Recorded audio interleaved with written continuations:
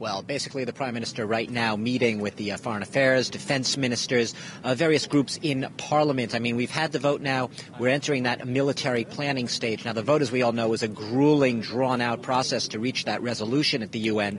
The military planning is not going to be a cakewalk either.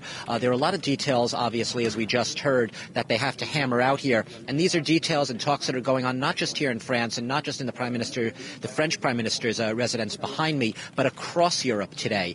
They really want to try to cobble together a representative coalition. They want it to be credible, and they need to get, as we just heard, the details right, because, a French government spokesman did say shortly after the vote yesterday that these strikes would come very quickly. And since then, we've obviously had that ceasefire declared by the foreign minister in Libya. Now, whether or not that's actually working, there have been some reports of fighting still going on in various cities despite that ceasefire.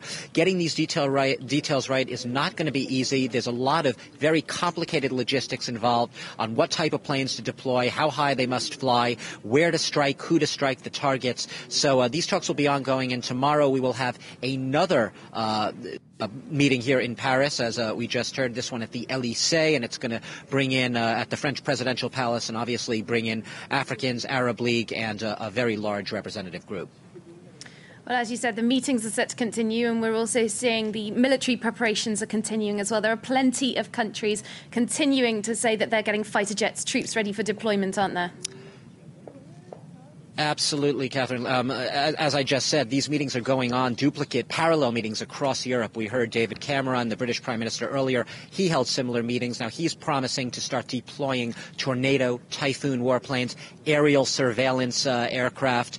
This is all absolutely crucial to any type of military action that's envisaged at this point, because it would probably they're thinking it would go beyond a no-fly zone. We have Norway, Denmark also saying they are very much prepared to act, to make a contribution. Denmark offering already F-16 warplanes. NATO, for its part, also meeting, although they are yet to make a decision if they actually plan to intervene in any way. NATO does not want to be seen as leading this intervention, although NATO equipment and planes could ultimately be